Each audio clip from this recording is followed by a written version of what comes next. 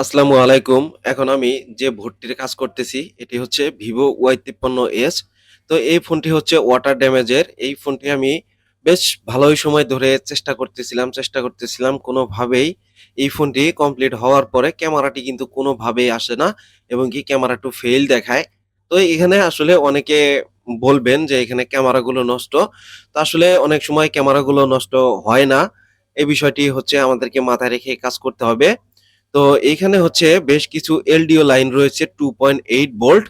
এগুলো হচ্ছে এলডিওর মাধ্যমে এই ক্যামেরার লাইনে সাপ্লাই হয়ে থাকে। এই লাইনগুলোতে যদি কোনো ধরনের কখনো কোনো প্রবলেম হয়ে থাকে তাহলে কিন্তু এই ক্যামেরাগুলো আসবে না এইসব ফোনের।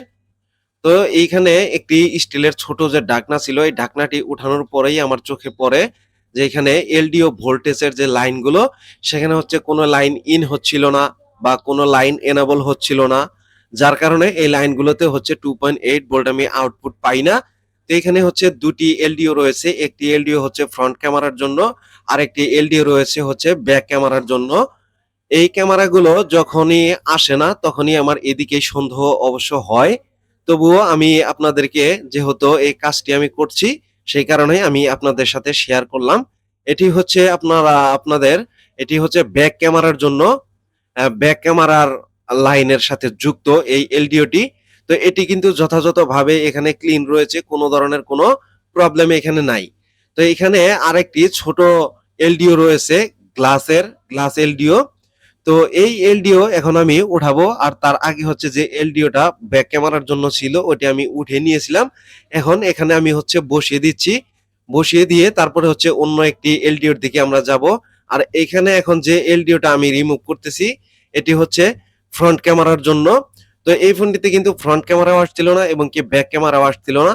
তো এখানে হচ্ছে আমি যে এটা দেখতে পারলাম সেটি হলো যে এখানে মাদারবোর্ডের যে লাইনগুলো কিন্তু যথাযথ ঠিক রয়েছে। কিন্তু এখানে আইসির যে উল্টা পিঠে যে লাইনগুলো, এই লাইনগুলো কিন্তু একদমই মরিচা পড়ে একটি লাইন কিন্তু একদমই ডিসকানেক্ট হয়ে গিয়েছিল।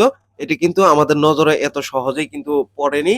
যার কারণে হচ্ছে আমি মাইক্রোস্কোপের মাধ্যমে আপনাদেরকে স্পষ্ট করে আরো বেশি জুম করে আপনাদেরকে দেখাবো যে এইখানে এই এলডিও তে কি ধরনের প্রবলেম। আর এই এলডিওটি যখনই সঠিকভাবে কার্যক্রম না করবে ততক্ষণ পর্যন্ত কিন্তু এটির ফ্রন্ট ক্যামেরা অথবা ব্যাক ক্যামেরা আসবে না। আর এটি আমি বিভিন্নভাবে আইডেন্টিফাই করে নিয়েছি এবং কি আদার্স একটি ফোন আমার কাছে রয়েছিল সেম মডেলের। তো এই ফোনের যে ক্যামেরাগুলো প্রত্যেকটা ক্যামেরাই আমি ওই ফোনে লাগাই। লাগানোর পরে কিন্তু হচ্ছে ব্যাক ক্যামেরাটা আসে না, ফ্রন্ট ক্যামেরা কিন্তু আসে। তার মানে আমি এটিকে চেক করে নিলাম যে এই ফোনটিতে ফ্রন্ট ক্যামেরা ভালো রয়েছে, ব্যাক ক্যামেরাটি নষ্ট। আর ওই অন্য আরেকটি যে ফোন আমার কাছে ছিল সেটির কিন্তু প্রত্যেকটা ক্যামেরাই কিন্তু ভালো। ওইটির ক্যামেরাও আমি এটাতে লাগিয়ে দেখি কোনোভাবে হয় না বা আসে না। তো সেই ক্ষেত্রে এখন এলডিওর যে একটি লাইন এখানে হচ্ছে একদমই মরিচা ধরে লাইনটা ডিসকানেক্ট হয়ে গেছিল সেটি আমি রিপেয়ার করার চেষ্টা করতেছি। তো এখন চেষ্টা করে আমি দেখব যে এখন এই ক্যামেরাগুলো আসে কিনা। তো যেহেতু অন্য ফোনে এই ক্যামেরার সেটআপটি আমি লাগানোর পরেও মানে ফ্রন্ট ক্যামেরা আসে, ব্যাক ক্যামেরা আসে না। তার মানে হচ্ছে এই ফোনটিতে যদিও ব্যাক ক্যামেরা না আসে কিন্তু ফ্রন্ট ক্যামেরা কিন্তু আসার কথা, এটি আমি ধারণা করতে পারলাম।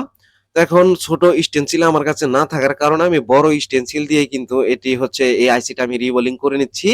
এখন এখানে আমি মাদারবোর্ডের সাথে একদমই এলডিওটাকে ফিক্স করে দিচ্ছি। এটিকে ফিক্স করার পরে যদি কাজ না হয় তাহলে এটি আমাদেরকে চেঞ্জ করে নিতে হবে। তো আশা করি যে যে বলটি এখানে প্রবলেম ছিল এই বলটি আমি যেভাবে রিপেয়ার করেছি ইনশাল্লাহ চেঞ্জ করা লাগবে না, এতটুকু আশাবাদী আমি। তবে হচ্ছে আমি আপনাদেরকে চেক করে দেখাচ্ছি যে আসলে এখানে এলডিওটি কাজ করে কিনা এবং কি ব্যাক ক্যামেরার প্রবলেম গুলো আসে কিনা। তো অনেক সময়ই আসলে অনেকে ক্যামেরাগুলো চেঞ্জ করে ফেলেন। আর এলডিও লাইনের যে একটি এনাবল লাইন থাকে 1.8 ভোল্টের, এটি কিন্তু সরাসরি সিপিইউ থেকে আসে। এই এনাবল লাইনেও যদি কখনো কোনো ধরনের প্রবলেম থাকে তাহলে কিন্তু এখানে এলডিও আউটপুট লাইন দিবে না, এলডিওটি অন হতে পারবে না।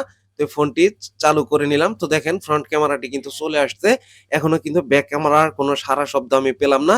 তার মানে আমি ধরে নিব যেহেতু এই ফোনটি ওয়াটার ড্যামেজের তাহলে ব্যাক ক্যামেরাটিই নষ্ট। আশা করি আপনারা বুঝতে পারছেন। আর এই ভর্তিতে কিন্তু আমি কাজ করতেছিলাম। আপনাদেরকে দেখিয়ে দিলাম এই যে দেখেন।